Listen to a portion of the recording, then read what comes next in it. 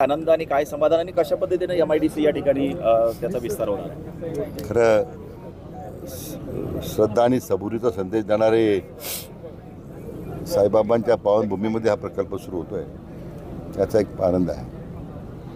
आणि बऱ्याच वर्षाची जी आपली कमिटमेंट होती ती कमिटमेंट आज पूर्ण होताना दिसते. आणि विशेष करून आपले विश्वनेता आदरणीय प्रधानमंत्री नरेंद्र मोदी साहेबांची आत्मनिर्भर भारताची त्यांनी जी केलेली घोषणा होती त्यावर आधारित त्यातून स्फूर्ती घेऊन आपला हा प्रकल्प आज आपल्याच भागाचे भूमिपुत्र आणि गणेशराव निबे या ठिकाणी सुरू करतायत. याचा एक वेगळा आनंद निश्चितपणे आम्हाला सर्वांना आहे. आणखी कंपनी कोणत्या कोणत्या कंपन्या येतील आणि किती जणांना रोजगार या ठिकाणी उपलब्ध होईल असं आशा? आता साधारण 500 एकर जमीन आपण दिली MIDCला, त्यावेळी तेवढी जमीन शिल्लक होती आपल्याकडे. त्याच्यामध्ये आता बहुतेक सगळ्याच MIDC प्लॉटचं वाटप झालेलं आहे. माझी अशी कल्पना आहे, धारणा आहे की 5,000 तरी तरुणांना या MIDCमध्ये रोजगार मिळेल.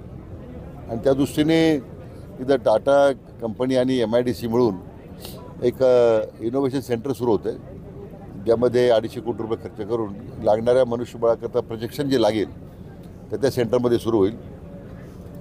या सगळ्या कंपनीची आमची चर्चा सुरू आहे की ज्या प्रकारचं मनुष्यबळ लागणार आहे त्याची अगोदरच माहिती घेऊन मग आपण आपल्या संस्थेमध्ये ITIमध्ये पॉलिटेक्निकमध्ये तशा प्रकारचं प्रोजेक्शन आपल्या मुलांना देता येईल की ज्यामुळे स्थानिक भूमिपुत्रांना नोकरी मिळाली पाहिजे, दिली पाहिजे, अशी जी आपली भूमिका आहे ती निश्चितपणे आपल्याला पूर्ण करता येईल. शिर्डीचा आपण जर बघितलं तर जो काही ज्या पद्धतीने विकास झाला आहे, रेल्वे आली, विमान आलं आहे, रस्त्यांचं व्यवस्थित सगळं जाळं झालं आहे, आता MIDC होतं आहे, कुठेतरी जिल्ह्याकडे वाटचाल आहे शिर्डीची? असं आहे की जिल्ह्याचा आणि त्या वाटचालीचा खरं काही संबंध नाही आहे. हे आता आंतरराष्ट्रीय तीर्थक्षेत्र आहे, त्यामुळे स्वाभाविकपणे वर्षाकाठी 2 कोटी 3 म्हणजे कोविड अगोदर तर 3 कोटी लोक यायचे, भाविक यायचे. आता सिंहस्थ आता वाटतं कुंभमेळावा आहे नाशिकला 27मध्ये. त्यासाठी प्रयागराजचा अनुभव जर लक्षात घेतला त्या ठिकाणी येणार प्रत्येक भाविक मग वाराणसीला गेला, तो अयोध्येला गेला. त्यामुळे स्वाभाविकपणे नाशिकमध्ये येणार प्रत्येक भाविक हा शिर्डीमध्ये येणारच आहे. त्याची पूर्वतयारी आपण सुरू केलेली आहे. मला वाटतं 2 वर्षामध्ये आणखी शिर्डीचं स्वरूप बदलणार आहे. येणाऱ्या भाविकांची संख्या, वाढत्या उद्योग, एकूणच शिर्डीचा चेहरा मोहरा या नेत्याच्या काळात आपल्याला बदल पाहायला मिळेल.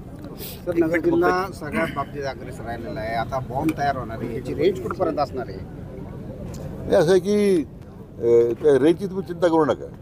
तुम्हाला किती रेंज पाहिजे आम्हाला सांगा, ती आम्हाला काय उत्पादनं त्याची घेतली जातील आणि कसा रोजगार या ठिकाणच्या लोकांना मिळणार आहे? सर्वप्रथम बाबांच्या आशीर्वादाने आणि नामदार साहेबांच्या प्रचंड कष्टाने हा उभा राहिलेला प्रकल्प आज आपण पाडव्यात उभा आहोत, तर पुढच्या पाडव्याला फॅक्टरी चालू झालेली असेल.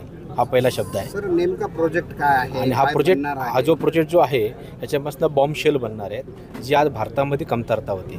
भारतामध्ये एकच कंपनी होती भारत 4G बॉम्ब शेल बनवते, ती आज दुसरी कंपनी तयार झाली बॉम्ब शेल बनवण्यासाठी.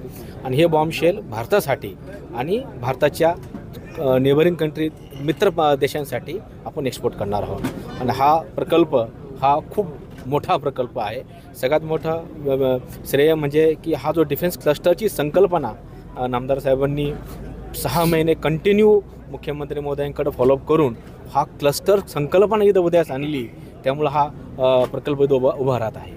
मेक इन इंडियाची जी घोषणा मोदींनी दिली होती त्या अनुषंगाने कुठेतरी आता पुन्हा एकदा शिर्डीतून त्याच पद्धतीचा मोठा प्रोजेक्ट होतो. सर म्हणतात की विश्वमित्र ज्यांनी खरोखर ह्या भारतासाठी आणि मिनिस्ट्री ऑफ डिफेन्ससाठी खूप मोठा निर्णय हा आज घेतलेला आहे, याची खरी परिणती पुढच्या 5 वर्षानंतर 3 वर्षात जगाला दिसणार आहे. कारण जगामध्ये सगळ्यात स्वस्त प्रमाणावरती डिफेन्स मॅन्युफॅक्चरिंग फक्त भारतात होऊ शकतं, याची जगाला कल्पना आलेली आहे. त्यामुळं भारताला लागणारं डिफेन्स इक्विपमेंट आणि जगाला लागणारं डिफेन्स इक्विपमेंट हे भारतातच बनणार आहे आणि त्याचं मेन स्थान हे शिर्डी असतं.